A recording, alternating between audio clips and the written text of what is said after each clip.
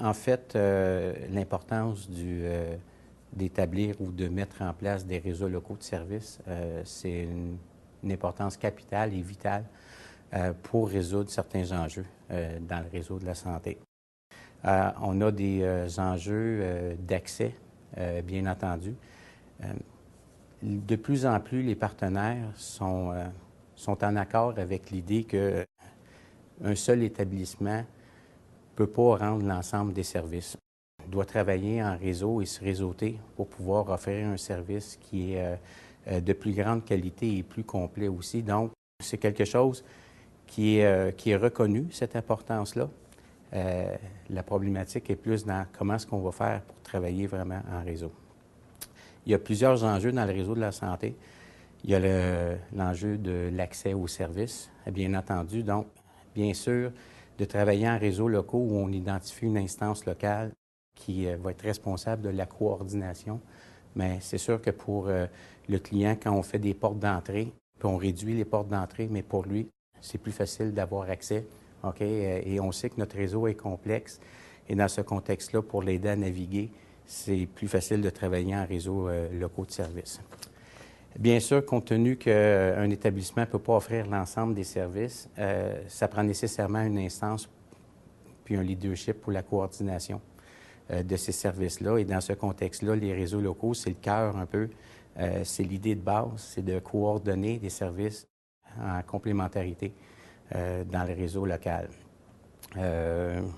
Autre élément aussi qui est majeur, un des mandats du réseau local de services, c'est de faire en sorte qu'on puisse avoir sur le territoire la gamme de services la plus complète possible.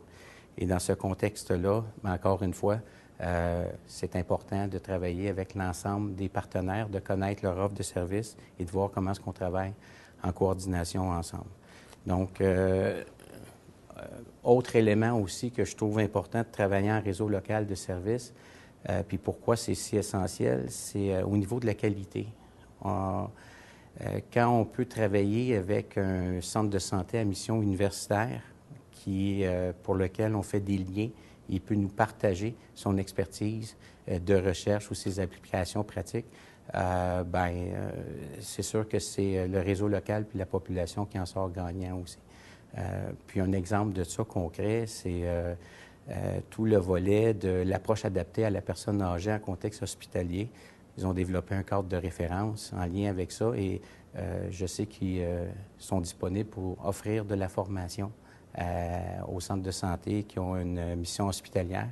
Donc, de se réseauter avec un établissement à mission universitaire, mais pour moi, c'est capital d'une certaine façon. Puis, le dernier élément, je dirais, c'est plus au niveau de l'efficience. Le réseau a des ressources limitées, donc d'additionner nos complémentarités, d'éviter des dédoublements, parce qu'un centre, je vous dirais, je prends un exemple, un organisme communautaire, chez nous, qui est l'Éveil, fait des groupes de soutien pour les personnes qui ont une difficulté ou une problématique de santé mentale. Et dans ce sens-là, sachant cela, OK, nous, quand on développe notre offre de service dans le cadre du CSS, on n'essaie de pas dédoubler ou de voir comment est-ce qu'on peut les appuyer dans leur mission. Donc, dans ce contexte-là, on voit l'importance puis la force de travailler en réseau.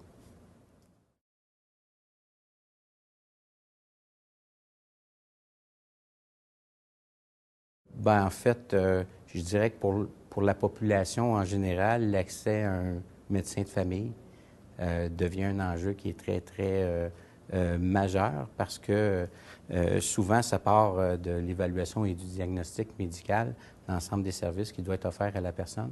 Et dans ce contexte-là, nous, on a une particularité au CSS de la MRC de Coaticook, c'est que tous les médecins sont regroupés au GMF des Frontières, qui se situe à Coaticook même. Et tous les médecins font partie du CMDP, du CSS. Donc, nous, quand on a une personne qui est orpheline, qui n'a pas de médecin, OK, on peut la repérer rapidement et on peut faire le lien avec le groupe de médecine familiale pour que cette personne-là puisse être connue puis puisse être aussi prise en charge. Donc, ça favorise vraiment l'accessibilité. Donc, il y a cette clientèle-là.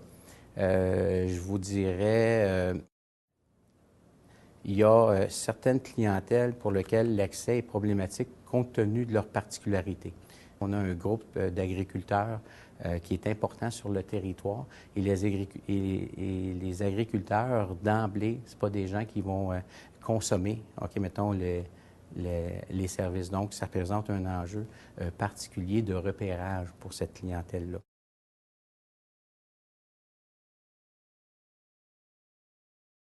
Le travail à RLS apporte beaucoup d'ajouts.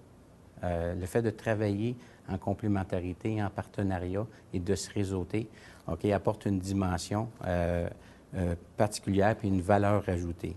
Je vous dirais, au niveau de l'accessibilité aux services, je l'ai mentionné tantôt, le fait de travailler en concertation et de se donner des portes d'entrée uniques, fait en sorte que pour les partenaires du réseau, quand ils sont aux prises ou ils côtoient des citoyens avec des besoins de santé, des besoins de services sociaux, mais pour eux, ça leur permet de savoir où ils peuvent diriger la clientèle et la clientèle elle-même aussi en bénéficie. Le fait de travailler en réseau, de mieux connaître nos partenaires, ça fait en sorte qu'on peut diriger la personne vers le bon service plus rapidement. Donc, ça aussi, c'est un avantage qui est majeur. Mais en fait, la façon dont le CSS est structuré, c'est qu'il y a une porte d'entrée générale, unique, mais dépendamment des programmes services, il y a des guichets d'accès spécifiques qui se sont constitués. Entre autres, au niveau des personnes en perte d'autonomie liées au vieillissement, il y a des guichets qui se sont instaurés pour rapidement, si on voit que la problématique est en lien avec la perte d'autonomie liée au vieillissement, qu'on réfère à des gens qui sont très habiles, ils ont beaucoup d'expérience avec la clientèle pour immédiatement cerner les premiers besoins et orienter au bon endroit.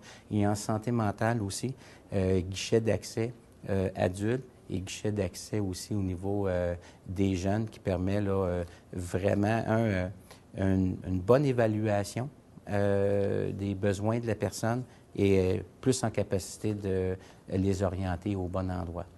Dans ce sens-là, il n'y a pas 8 professionnels différents que la personne doit rencontrer pour se demander globalement là, où on doit commencer, puis qu'est-ce qui est prioritaire avec elle. Il y a une équipe qui fait cette évaluation-là, et ça, pour moi, ça s'est consolidé là, dans les 5 dernières années.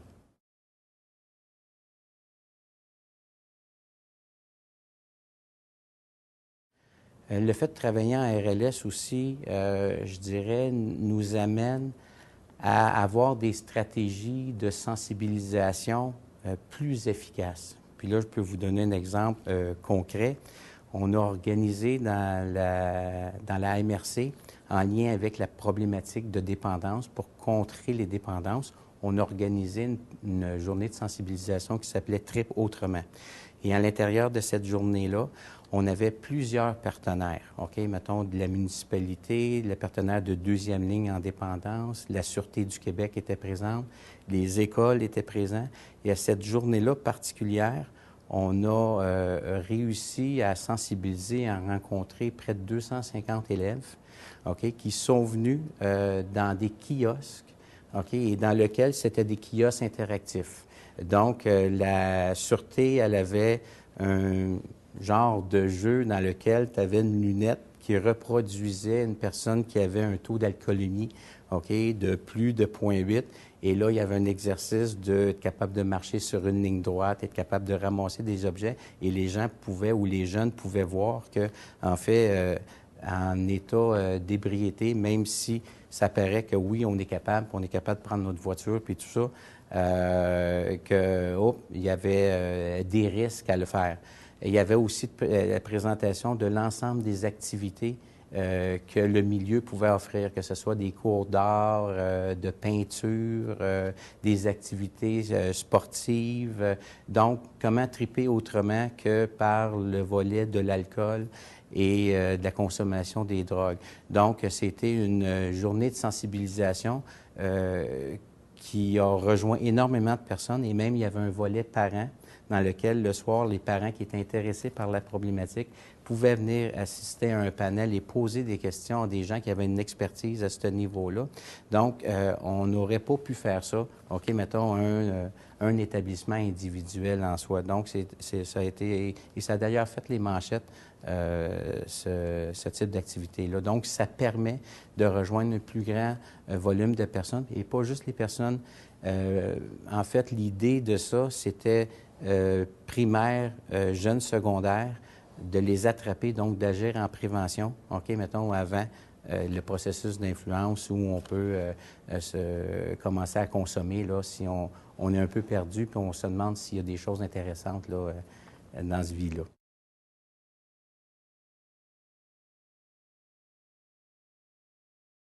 Ce que ça l'ajoute de plus aussi, je vous dirais, ça l'ajoute une coordination des services intelligente. Puis je vous donne un exemple, c'est que nous, au niveau il y a un partenariat entre les infirmières du GMF des frontières, OK, puis l'équipe de prévention des maladies chroniques de notre établissement. Donc, ils se sont séparés la tâche, OK?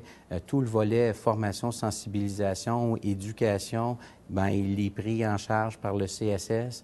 Le volet du dépistage, du volet des évaluations médicales, il est pris par le volet du GMF. Donc, il y a une meilleure coordination et ça permet d'éviter, encore une fois, des dédoublements et que la personne ait à raconter, à faire 2 fois la même chose dans 2 établissements différents. Ce que ça l'amène de plus aussi, vraiment une meilleure fluidité entre le CSS et le centre hospitalier, le CHU, l'université. En fait, c'est notre hôpital de première instance, le CHU. Et dans ce contexte-là, il y a une meilleure fluidité bidirectionnelle, OK? Entre autres, au niveau des trajectoires, au niveau de l'interruption volontaire de grossesse, les trajectoires, ils sont bien identifiés. Ce qu'on me dit aussi, je ne l'ai pas vu, la fiche de façon spécifique, mais quand la personne a terminé un épisode hospitalière, bien, il y a une fiche qui suit la personne, une fiche d'information, OK, sur son épisode de soins, qui fait en sorte que quand elle est prise en charge par nos services courants ou par le corps médical, bien, on a déjà une longueur d'avance. La personne n'a pas besoin de répéter aussi l'ensemble de ce qui s'est passé avec elle. Donc, ça aussi, ça a vraiment une valeur ajoutée et c'est quelque chose qui est en addition.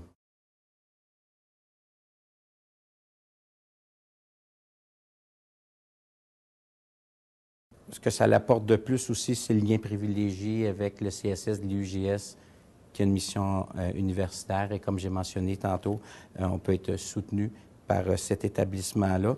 Puis ce que ça l'apporte de plus aussi, c'est je dirais, c'est une approche plus globale de la problématique des personnes. Quand on travaille en réseau, puis qu'il y a d'autres partenaires avec d'autres lunettes, mais ça nous permet de cibler des problématiques de façon plus... et je vous dirais qu'il y a quelque chose qui, pour moi, là, nouvellement arrivé dans la région, que j'ai pris connaissance assez rapidement, qui est tout le développement là, ce qu'on appelle les communautés stratégiques, dans lequel, pour une problématique qui est persistante, qui cause des irritants, bien, il y a toute une façon de faire pour regrouper différents acteurs pour adresser cette problématique-là, OK, puis trouver des solutions plus permanentes dans lesquelles on utilise vraiment les joueurs à la base. Et ça s'est fait, entre autres, en santé mentale, dans lequel, là, il y a une fiche de référence réseau qui est très, très appréciée. Autant là, des services de deuxième ligne que des services de première ligne. Donc, ça permet ça aussi.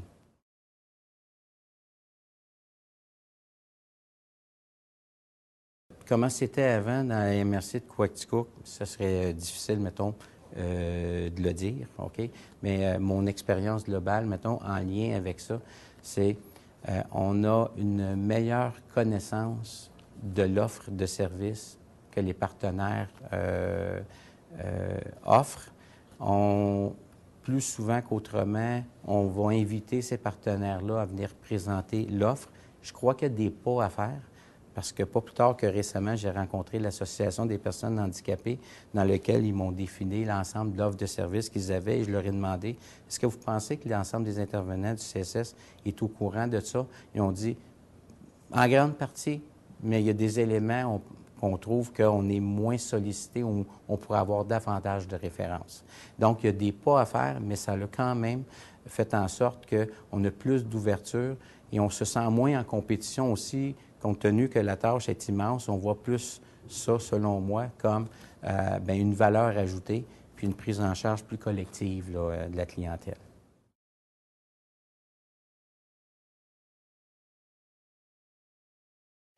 Je dirais, là, je pars de ma petite expérience au CSS de la MRC, mais globalement, depuis là, l'implantation des réseaux locaux de services, puis je le vois là, depuis que je suis arrivé là, dans la région. Moi, je dis, il y a un défi de leadership de l'instance locale, puis du maintien de ce rythme-là.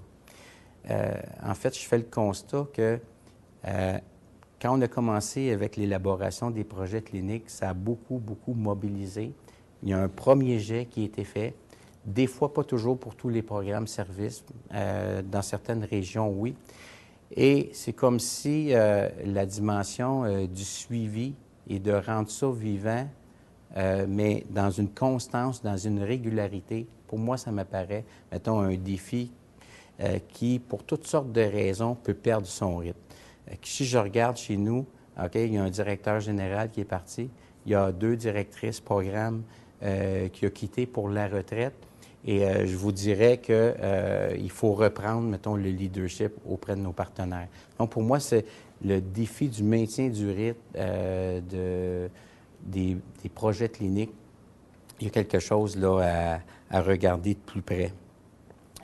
Un autre défi que je vois de travailler en réseau local de services, je dirais, c'est la notion de responsabilité populationnelle. Je trouve qu'elle est utilisée à beaucoup de choses. Même si pour les partenaires, oui, collectivement, on est responsable de l'amélioration de la santé, on n'est pas tous rendus au même niveau à cet effet-là. Puis, un exemple concret, je vous donnerai là-dessus, c'est le travailleur de rue dans notre région. Le travailleur de rue, c'est une nécessité, tout le monde le comprend, et tous les maires des 12 municipalités le comprennent aussi. Mais en même temps, on se partage la facture pour le travailleur de rue. Ceci étant dit, on l'a, il joue son rôle, OK? Mais en même temps, pour les municipalités, c'est clair que le message que je reçois, puis c'est pas un blâme parce que je peux le comprendre, c'est que ça devrait appartenir au réseau de la santé, cette histoire-là.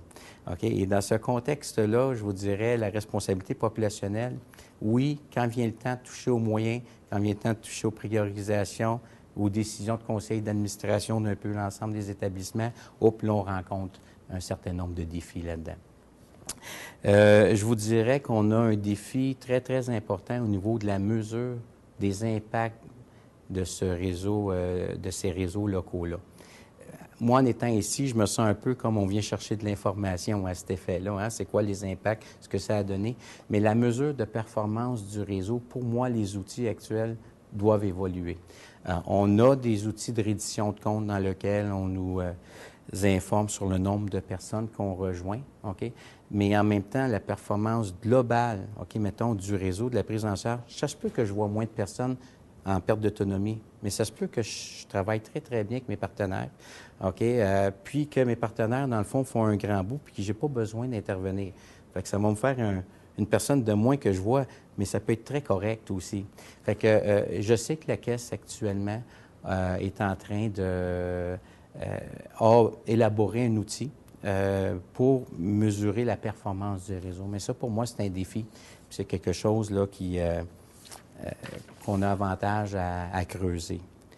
Un défi majeur, c'est que compte tenu qu'on veut travailler en réseau, il faut s'échanger l'information. Et on est en plein dans la dimension du dossier Santé Québec, OK, du DCI, du dossier clinique informatisé. Et dans ce contexte-là, pour moi, ça inaugure d'excellentes et de bonnes choses, mais dans la phase d'implantation, mais ça représente un défi actuellement.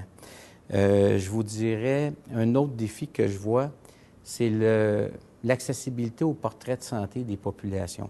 Actuellement, je suis en train de travailler à une planification stratégique. Et bien sûr, c'est quoi l'état de santé de ma population? Je m'interroge là-dessus. Et là, je suis encore sur les données de 2006, là, des données statistiques pour avoir, mettons, accès à ces informations-là. Puis ces informations-là, beaucoup sont incomplètes parce que c'est pas facile à mesurer, mais il en demeure pour moi que ça, c'est un défi d'être capable, dans un territoire donné, être capable de dire à Saint-Malo, OK, il y a une situation particulière au niveau de la santé, OK, des gens qui sont là. Bien ça, l'accès à cette information-là, on a un bout de chemin, je pense, c'est un défi d'aller plus loin par rapport à ça, je vous dirais. Un autre défi que je vois, c'est de se préoccuper de l'ensemble, mettons, de la clientèle. Dans le sens suivant, ce que je constate, je le vois dans la MRC de Coaticook, mais dans les établissements où j'étais, les tables de concertation clinique n'ont pas évolué nécessairement tous en même temps. Il y a des gens qui ont fait des choix de tous les travailler en même temps, donc travailler santé mentale, déficience physique, mais il y a des endroits où la préoccupation de la table PALV au niveau de la perte d'autonomie et de santé mentale et jeunesse, je trouve qu'on a fait beaucoup plus de pas, OK, mettons, dans le réseautage intégré de ces problématiques-là qu'en déficience physique, qu'en santé physique, par exemple. Moi, ma directrice de santé physique n'est pas assise dans une table de concertation sur le territoire. Par ailleurs, elle a la chance d'avoir tous les médecins regroupés, donc il y a un lien important qui se fait là, mais on n'évolue pas nécessairement là, au même rythme, dépendamment des clientèles ciblées. Et je vous dirais, un enfant pauvre de ça est la santé publique, parce que dans notre nouvelle responsabilité, c'est pas juste les gens malades qu'on doit desservir, mais c'est aussi les gens en santé. Et dans ce bout-là, je dirais, on fait des pas, mais je pense que le défi est encore très grand à cet égard-là. Je vous dirais qu'on a, dans la MRC de Coaticook, on a un défi de coordination. Ce défi de coordination-là, il est encore là, puis il va être là encore longtemps, selon moi. Mais de façon particulière, moi, en arrivant dans ce milieu-là, je vois qu'il y a beaucoup de concertation qui se fait, mais peu de formalisation au niveau des ententes. Fait que spécifiquement dans notre MRC, moi, ce que je vois, c'est qu'on a davantage à formaliser nos ententes de collaboration parce que là, c'est beaucoup dans la tête des gens, OK? Mais il y a un joueur qui change et des fois, il faut recommencer la même chanson. Le travail intersectoriel aussi, c'est un défi qui m'apparaît très important, dans le sens qu'on a des liens historiques avec le réseau de l'éducation qui se fait quand même bien, mais en même temps, on n'a pas nécessairement la même vision ou la même façon de voir les choses. Donc, par ailleurs, je vous dirais qu'un élément que je trouve très, très important, c'est qu'on a embauché un chargé de projet pour le programme Ville Amie des aînés, OK, dans lequel, mettons, la santé des personnes aînées, c'est pas juste le soin ou la prise de sang qu'on va faire, mais c'est l'accessibilité, c'est la largeur des trottoirs, c'est quand il arrive dans un établissement, est-ce qu'il est capable de voir ce qui est écrit à son... pour pouvoir mieux le diriger. Donc, là, pour moi, là, ça l'appelle les municipalités, dans lequel, mettons, il va avoir un diagnostic, mais ils veulent s'impliquer, OK, dans leur prochaine planification stratégique. Donc, intéressant, mais on aurait avantage peut-être de faire évoluer ça plus largement que ça. Je vous dirais un défi qu'on a, puis là, je fais le lien avec la responsabilité populationnelle qui, parfois, pour moi, est utilisée à plusieurs choses, c'est l'élargissement des mandats que les CSS ont. Puis là, je regarde le processus de certification des résidences privées. On n'avait pas vraiment de rôle en lien avec ça, mais avec la loi 90, avec le fait qu'on a un rôle à jouer dans la formation des professionnels, OK, qui vont donner des services dans la vigie. Donc, c'est des rôles qu'on n'avait pas, mais qu'on doit assumer là, à même les ressources. Donc, ça aussi, ça présente un défi.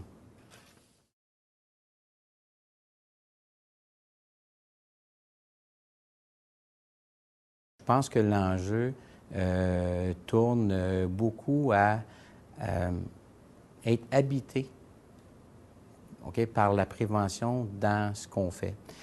Puis là, je vous donnerai un exemple.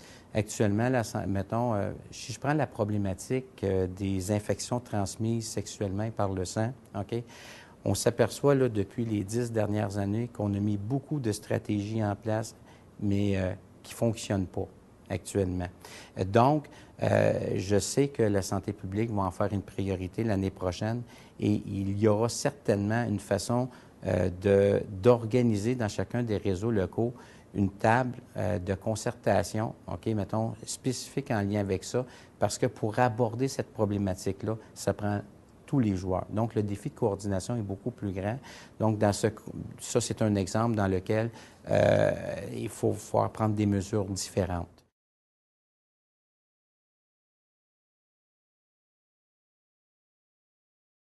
Au niveau des particularités là, de, de, de, de travailler en réseau local dans un contexte de milieu rural, je vous dirais, dans un premier temps, ce qui vient, c'est le volet de l'étendue du territoire. OK?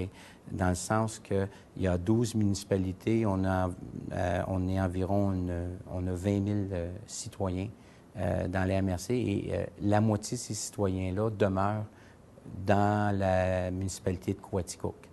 Donc, on a une gamme, un ensemble de services de proximité dans la ville de Coaticook qui s'est bien développé, OK, mais plus en périphérie. Là, notre gamme de services oblige, on ne peut pas développer, il y a des masses critiques qui sont nécessaires pour développer des services. Donc, il y a une certaine obligation pour les personnes de venir consommer leurs services, puis de faire pas mal de kilométrage pour le faire. Et nous aussi, au niveau de l'organisation des services, mais il faut le prendre, ce temps-là, en compte.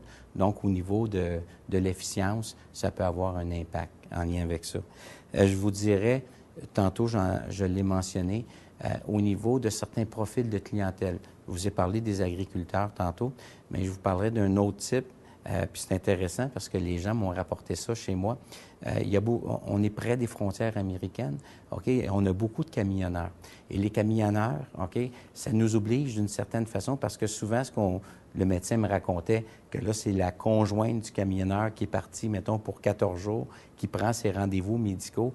Donc, au niveau des plages horaires, OK, pour cette clientèle-là, OK, dans lequel, mettons, le soir et la fin de semaine, on a des plages horaires plus réduites, mais c'est compliqué ou c'est plus difficile pour ces personnes-là d'avoir un accès, OK, à la même gamme de services. Donc, on voit ça de façon importante.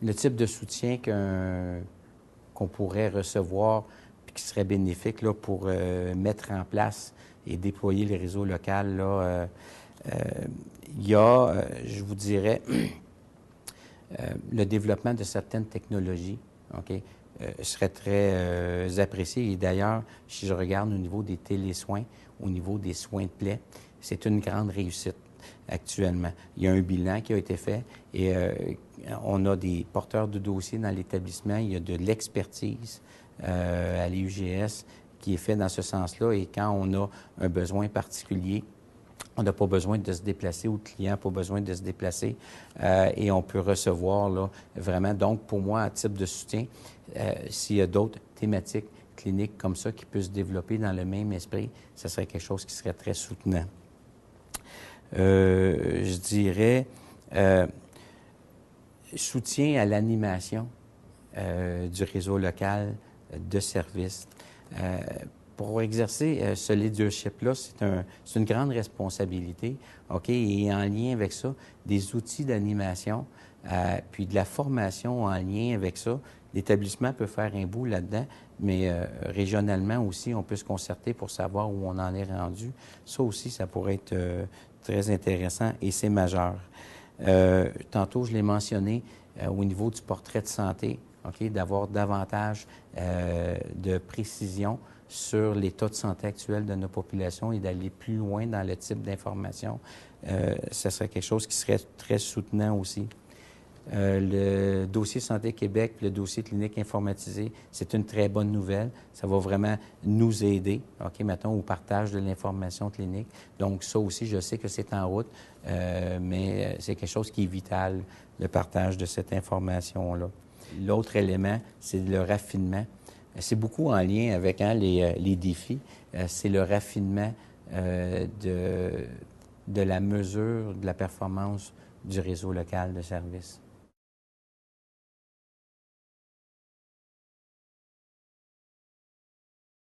Il y a eu un projet, OK, dans lequel, mettons, nos infirmières et nos médecins, rencontrent divers degrés de difficulté dans le traitement des soins de plaie.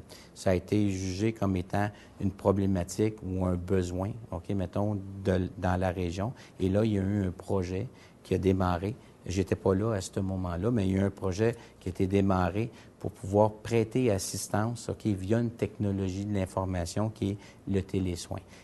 Et dans ce sens-là, chacun des établissements a eu des répondants en soins de plaie qui ont été formés, qui sont répondants pour l'établissement, mais qui font l'interface aussi avec l'expertise spécialisée. Je crois que c'est au CSS, IUGS.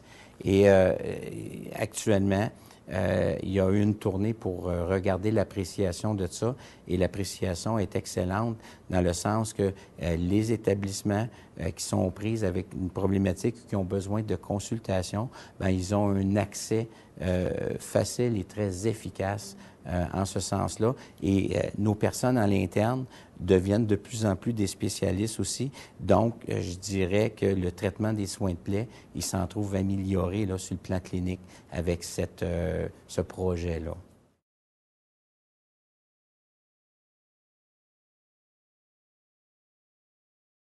Ce que ça a changé, ça, la mise en place des réseaux locaux, je vous dirais, un des premiers éléments, c'est on n'est plus juste responsable, OK, des gens qui ont une problématique, puis qui ont une maladie, puis qui viennent nous voir, mais on est responsable d'une population et de l'amélioration de santé de cette population-là. Et dans ce contexte-là, tout le volet des saines habitudes de vie et ce développement-là, pour moi, quand je regarde, mettons, il y a quelques années, puis quand je regarde aujourd'hui, il y a eu vraiment une accentuation des services à la population en général qui ne présente pas nécessairement un soin aigu. Donc, il y a quelque chose dans la mentalité qui change et on a un niveau de préoccupation qu'on n'avait pas nécessairement, en tout cas pas à la même hauteur.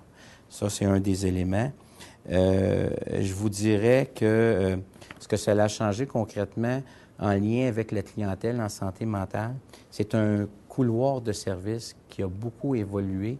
Et je vous dirais que l'accessibilité aux services spécialisés de santé mentale, notamment au niveau du psychiatre, il semblerait que dans la MRC de Coaticook, là, ce qu'on me raconte, c'est qu'on a des liens très, très privilégiés avec le psychiatre. Vous savez, dans le plan d'action du ministère, on doit travailler avec un psychiatre répondant pour nous aider avec les problématiques qui sont un petit peu plus aiguës, plus corsées. Et dans ce sens-là, non seulement on a accès à cette consultation-là, mais il y a même eu des situations où le psychiatre répondant s'est rendu à domicile avec le professionnel pour venir assister puis venir soutenir le service de première ligne.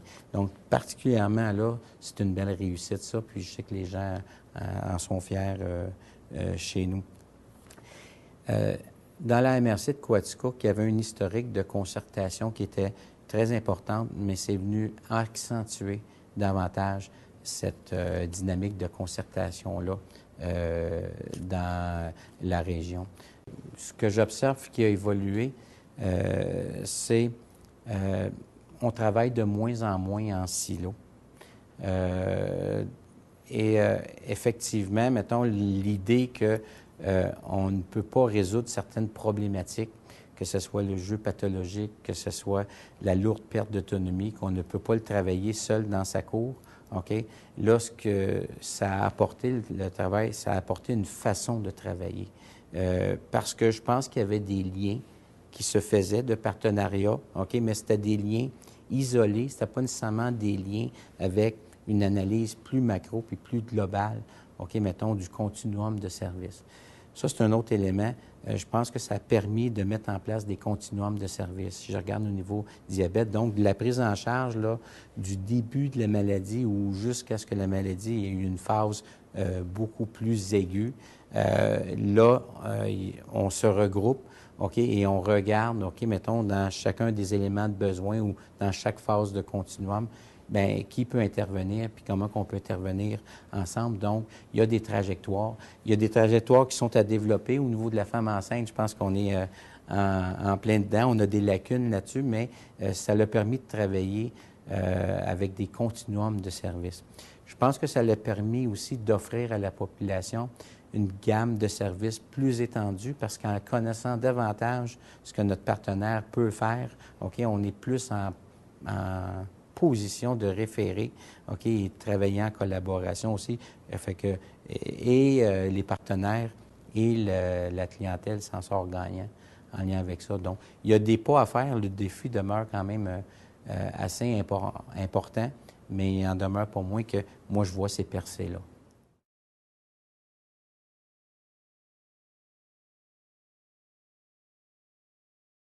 J'ai fait plusieurs établissements.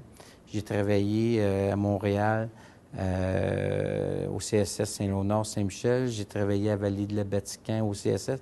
Et je vous dirais que la force du réseau local ou du maillage est intimement liée, moi, je trouve, à la priorisation, OK, de la direction générale, mettons, dans un CSS, et aussi à la qualité de l'organisation qui se crée autour de ça.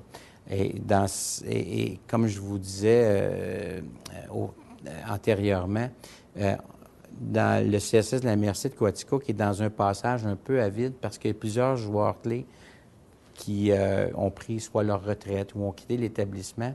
Et le leadership d'animation, il s'en trouve affecté actuellement. Fait que pour moi, mettons, la mise en place puis être capable de tisser des liens, bien, va être intimement lié, OK, mettons, à un leadership là-dedans. Et la direction générale et les directions des programmes services ont un rôle important à jouer, et dépendamment des habiletés des gens, d'être capable de rassembler, OK, les partenaires autour d'un projet commun, mais ça peut faire que, oui, on se réseaute comme il faut, ou non, on continue à travailler un petit peu plus chacun de notre côté. C'est une variable qui est importante, ça.